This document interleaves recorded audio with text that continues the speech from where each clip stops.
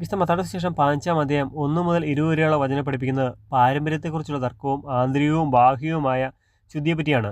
വചനം മനസ്സിലാക്കി ഒന്നാമത്തെ കാര്യം, സ്വർഗീയ പിതാവ് നട്ടതായ ദൈവരാജ്യത്തിൻ്റെ പുത്രന്മാരായ സ്വർഗീയ പിതാവിൻ്റെ ഭവനത്തിലേക്ക് തിരഞ്ഞെടുക്കപ്പെടുന്നവരായ ദൈവമക്കൾ ചെയ്യേണ്ട ഒന്നാമത്തെ കാര്യം ദൈവപ്രമാണങ്ങൾ, ദൈവവചനം അനുസരിക്കുക എന്നാണ്.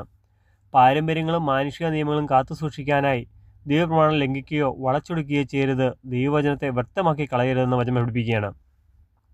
വചനം മനസ്സിലാക്കി തരുന്നു, നാം മാനുഷിക നിയമങ്ങൾ, പ്രമാണങ്ങളെ പഠിപ്പിക്കുകയും അനുസരിക്കുകയും ചെയ്യുകയും ദൈവവചനത്തെ നിരസിക്കുകയും വ്യക്തമാക്കി കളയുകയും ചെയ്തിട്ട് അതരം കൊണ്ട് ദൈവത്തെ ആരാധിക്കുകയും സ്തുതിക്കുകയും പ്രാർത്ഥിക്കുകയും ചെയ്താൽ നമ്മുടെ ഹൃദയം ദൈവത്തിൽ നിന്ന് വളരെ അകലെയായി തീരും.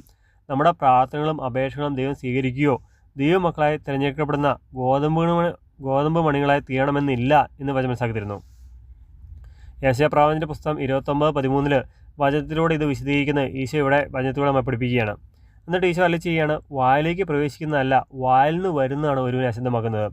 വായിൽ പ്രവേശിക്കുന്നവ ഉദരത്തിലേക്ക് പോവുകയും അവിടുന്ന് വിസർജിക്കപ്പെടുകയും ചെയ്യുന്നു. എന്നാൽ വായിൽ നിന്ന് വരുന്നത് ഹൃദയത്തിൽ നിന്നാണ് വരുന്നത്. ദുഷ്ചിന്ത, കൊലപാതകം, പരസംഗം, വ്യഭിചാരം, മോഷണം, കള്ളസാക്ഷ്യം, പരദൂഷണം എന്നിവയെല്ലാം ഹൃദയത്തിൽ നിന്നാണ് വരുന്നത്. അതാണ് ഒരുവനെ അശുദ്ധമാക്കുന്നത്. അതായത് നാം അശുദ്ധമാകാതെ ശുദ്ധിയുള്ളവരായി തീരണമെങ്കിൽ, വിശുദ്ധിയുള്ളവരായി തീരണമെങ്കിൽ നിർമ്മലവും വിശുദ്ധവുമായ ഹൃദയത്തിനായി പ്രാർത്ഥിക്കണം, പരിശ്രമിക്കണം. ഈശോവചനങ്ങൾ പഠിപ്പിക്കുകയാണ്. അങ്ങനെ ഹൃദയം വിശുദ്ധിയുള്ളതായാൽ നമ്മുടെ വാക്കും പ്രവൃത്തിയും നിർമ്മലമാവും, നല്ലതാവും. ദൈവവചനവും ദൈവപ്രമാണങ്ങളും അനുസരിക്കുന്ന സ്വർഗീയ പിതാവ് നട്ടതായ ദൈവമക്കളായിരിക്കും നാം. എന്നാൽ ദൈവവചനം അനുസരിക്കാതെ ദൈവവചനത്തെക്കാൾ അധികമായിട്ട് മാനുഷിക പ്രമാണങ്ങളും പാരമ്പര്യവും മുറുകെ പിടിച്ച് തിന്മയുടെ മാർഗത്തിലൂടെയാണ് നാം ചിരിക്കുന്നതെങ്കിൽ നാം അന്ധരാണ്. അന്ധരെ അന്ധർ നയിച്ചാൽ ഇരുവരും കുഴിയിൽ വീഴുകയും സ്വർഗീയ പിതാവ് നട്ടല്ലാത്ത കളകളായ ചെടികളെല്ലാം പിഴുതെറിയപ്പെടുമെന്നും ഈശോവചനങ്ങൾ പഠിപ്പിക്കുകയാണ്.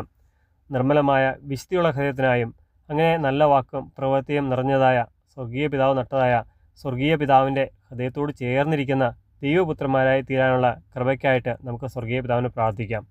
ദൈവവചനം പഠനം ഇഷ്ടപ്പെടുകയും കുട്ടികൾക്കും മറ്റുള്ളവർക്കും ദൈവവചനം പങ്കുവയ്ക്കാൻ ഇഷ്ടപ്പെടുകയും ചെയ്യുന്നവർ ചാനൽ സബ്സ്ക്രൈബ് ചെയ്യുകയും ലൈക്ക് ചെയ്യുകയും കമൻറ്റ് ചെയ്യുകയും ചെയ്യുമല്ലോ. ദൈവം എല്ലാവരെയും സമത്വമായി അനുഗ്രഹിക്കട്ടെ. ആമേൻ.